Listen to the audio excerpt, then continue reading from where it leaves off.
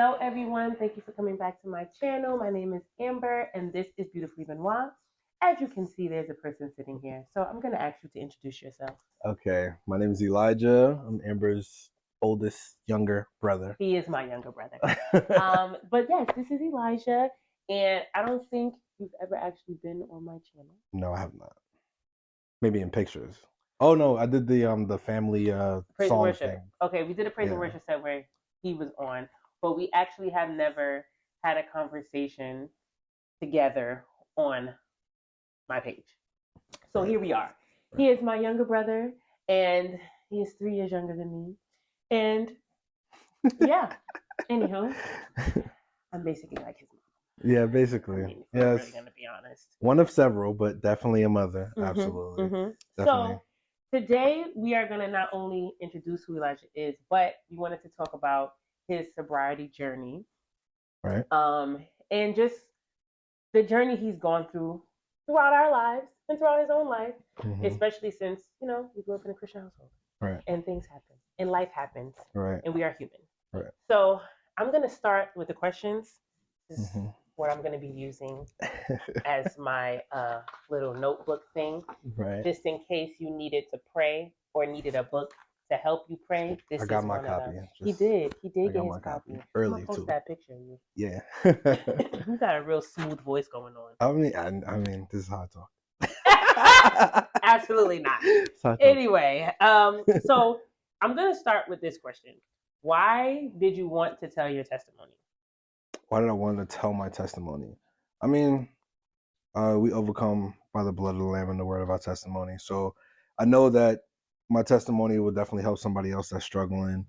And, it's always a blessing to be a blessing and all those cliche words. But it definitely feels good to be like, all right, I was where you were. And if anything that I've been through can help you go through what you're going through, then, why not tell it? And also just to bring glory to God, because it's him who brought me out. So amen. I definitely, period. Yeah, I mean, probably first and foremost to bring glory to God. But, no, but I get what you're saying. You get what I mean? Yes. All right. So I'm just gonna be very honest. There are things that I don't know. Oh yeah. There are things that I do know. Yeah. But what I will say is I am not going to be asking those questions because there are things that I just cannot physically handle. But also, I don't think everything needs to be out in the open. Absolutely. Right? And I don't think there are certain things that don't need to be discussed, and there are things, the little snippets. You know what I'm saying? Let's still keep our privacy. All right. So my first question will be: at what age did you start using drugs? All right. So first time I smoked weed or drank was probably 15, 16. I was in California, house party kind of thing. And I used to come back to New York for, the summers and winters. Holidays. And it was like a going away party for me. So, yeah, that's kind of what. So every time it started as you going away. Y'all had a party and then you. Yeah, it was like the first going away party because I was going away for the summer. The school year had ended. Yeah. And it was one of those, peer pressure kind of things. Yeah. And, my girlfriend at the time was doing stuff and I was like, just the church boy chilling. And not that even the hard part about me moving to California was the fact that nobody knew I was a church kid. Yeah. So you kind of get that I can re-identify, I can, recreate myself and I'm a whole new person. I'm a whole new person. I can be whoever I want to be. But then later on down the line, it becomes identity crisis. Yeah. And, you forget so who you let's say this. Obviously, we both grew up in New York City. When Elijah was going to high school, he moved to California with our father. So by himself. I mean, he didn't live by himself. Let's be clear. Right. He moved as the only sibling to go to California to live with my father, and so that's where the being able to recreate himself came from. Because absolutely love my father, but we grew up in a church home, and that wasn't necessarily the environment that he lived in California. And it wasn't that I wanted to go crazy. Yeah. It was just an opportunity to be the cool guy from New York, and it was like the swag and the persona. Yeah, it was the persona of it all. Yeah, and Okay. So yeah, it was just. But the more you compromise, the more you stray away from what God has called you to be. Amen. So, And that's a fact. But and then you find yourself just like lost. So the first time you smoked weed, yeah. what were you thinking in your head? If you can even remember. I don't remember. Okay, that's fine. I remember the nights, sort of, but I don't remember like what I was thinking. Like my heart was racing. Yeah, Like, yeah, gosh, yeah, what am I yeah, doing? yeah. It was. That's what I'm thinking. Like, Yeah, it was kind of that, like, kind of anxiety, like, this is happening. yeah, this is happening, this is happening. Okay. But you know, it Okay. was when I got onto harder stuff that it Right, became like. right. So with that, obviously being a criminal justice major myself, Humble brag. they talk about how weed is the gateway drug. And would you consider that a real thing? 100%. Really? 100%. So why? Because I mean, obviously it affects other people different ways, Right. and people have different mindsets and everything like that. But for me personally, it was a gateway drug because it was. I mean, everything that you take will give you a certain feeling, mm-hmm. Absolutely. And for me, it was like smoking would get me to a certain point, but then when other things were introduced, I would see people, being affected in different ways, and it was just like it creates a curiosity. Yeah.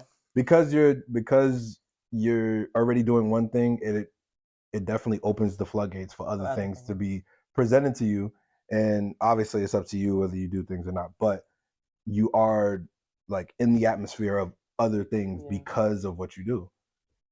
So yeah, it opens up the doors for more and more things. Like, if you join a gang, then you're gonna end up being in the gang fight because you're in the gang.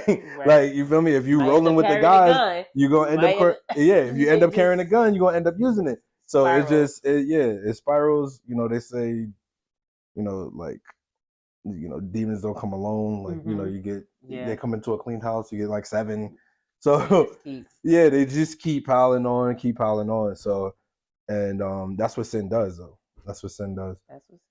So here's my question, and you can tell me if it's too personal or not. Go ahead. What drugs have you used? Oh, wow. Okay, I'll say it a different way because I there's certain things I just can't handle. What drugs do you feel like you were addicted to? What drugs do I feel like I was addicted to? Oh, okay. If you don't feel comfortable, you don't have to say it. It's not that. I mean, was it all of them? No. It's. Or is that a weird question to ask? It's not that it's a weird question. It's because when you get to a certain point, so I was never on crack or heroin. Mm-hmm. Like those are like, I feel like that's at the top of the mountain. You could have got there. And I definitely could have got there. Absolutely. Right.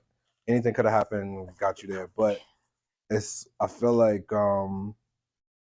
at a certain point in your addiction, you're just chasing any type of feeling to numb yourself. Oh, so it's not like there was a specific thing. It's not. No, at moments there were specific things because I had the access to them. Okay. Because I had the connections to get them, but it was just either if I couldn't find anything, I was getting blackout drunk. Mm-hmm. If I couldn't, if I could find one thing, then it was that and drinking. It was, so it wasn't just like, oh, I'm just gonna stay on this one thing. Right. Okay. Only if the connection was good. Okay.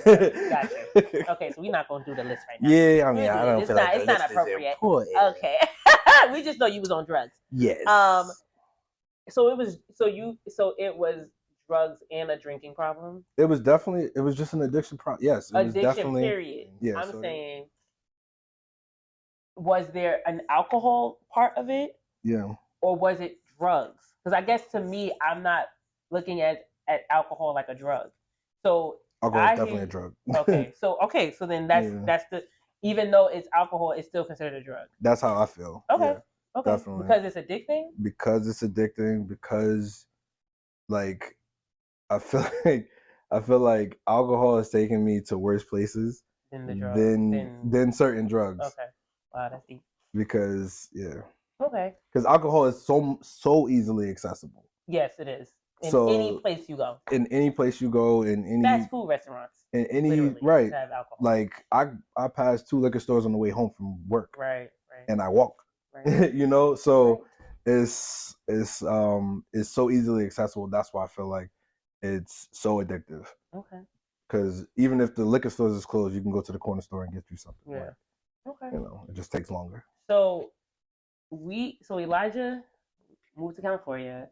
He graduated high school, came back to New York, and that's when we, as a family, saw a change. Something is happening here. Yeah. And what's funny is, which is actually it's not funny. I take that back. But one Christmas break, he came home, and our mom was doing laundry, and she found a little baggie in his clothes. And she was like, Elijah's on drugs.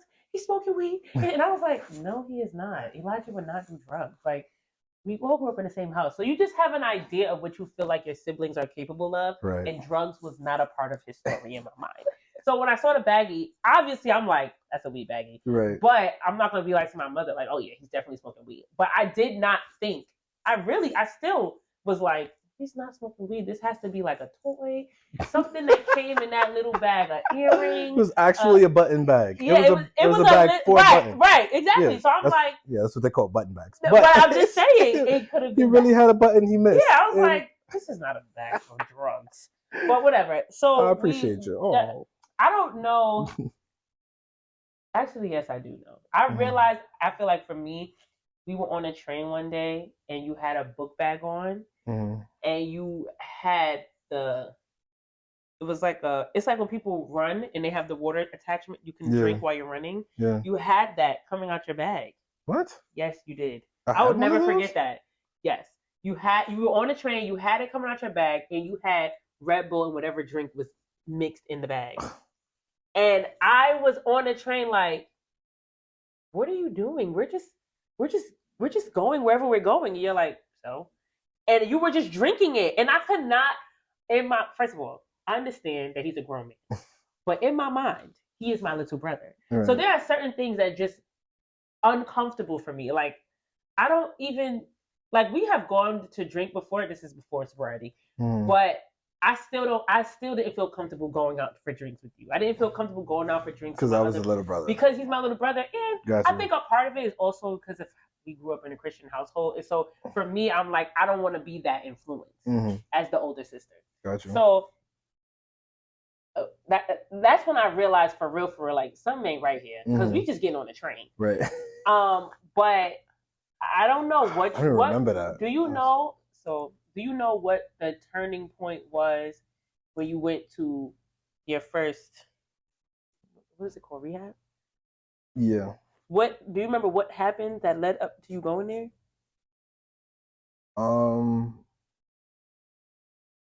I don't think there was like a big event. I remember you in the church. Oh, yes. But I don't remember how you got there. How I got to the church? Yeah, like what? We went to church every Sunday. You wasn't at church every Sunday.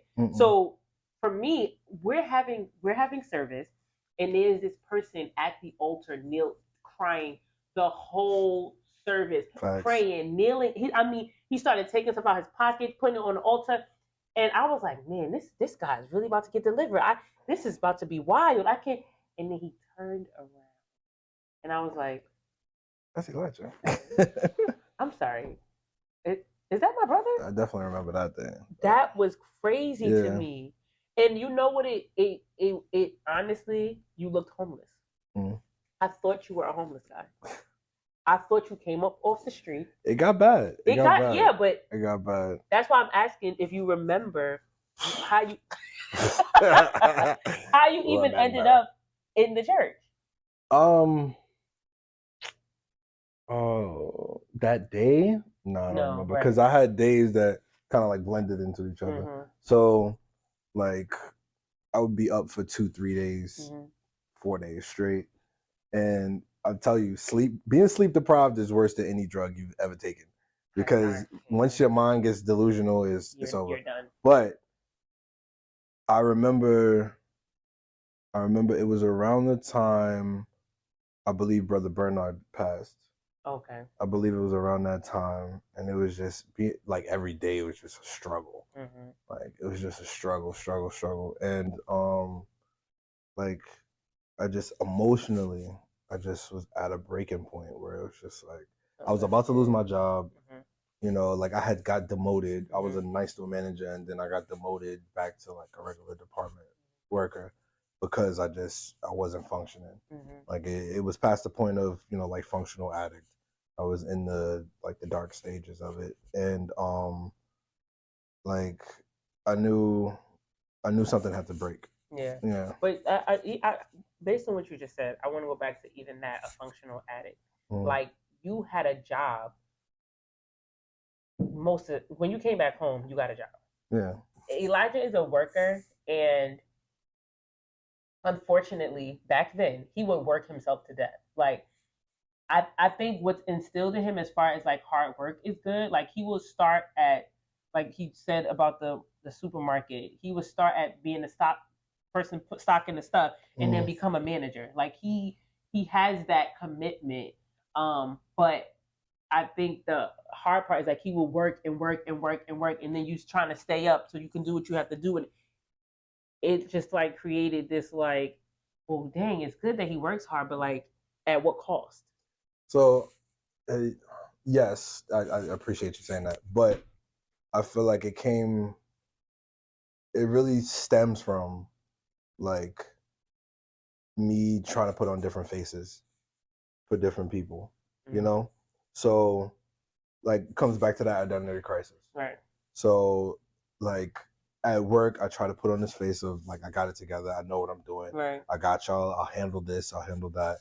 And then, like, outside of that, it's like, I don't know who I am. I don't know who people want me to be. And all of that. And all of that internal struggle, fueled my addiction and everything like that. And then I get to church and I'm like, I want to be, this God-fearing person. Yeah. And, I want to show that I'm dedicated to the Lord and I want to help out with this and I want to be in the praise and worship team. And and it was just like trying to wear all of those masks and put on all of these faces. And then I had these friends that, I'm trying to be this person for, get money for that and have connections for this and all of that. It was just like, it was too much. Like, double-minded man is unstable in all his. I was unstable in all my ways, like family, church, job. I was unstable in all of those ways. In general. All relationships in general. I mean, like friends and everything. Like, I was just unstable in all my ways. So it was just, it was like, yeah, I'm good when you see me. Right, but internally, I'm ruined. Oh my gosh, and I've struggled with that for a while because it's like, if you see me face to face, I can put on the best face for you. I can definitely put on the best face. Until I can't. But absolutely. At that point, you're like at the bottom of the bottom. Exactly. So I can put on that front for a while, but after a while, you'll start to see the cracks and you'll start to see the inconsistencies. Right, yeah, you start to see the inconsistencies when your and mind just be start like, going, and I'm like, let me go find my brother. Right. So if you know, you know. Yeah. So.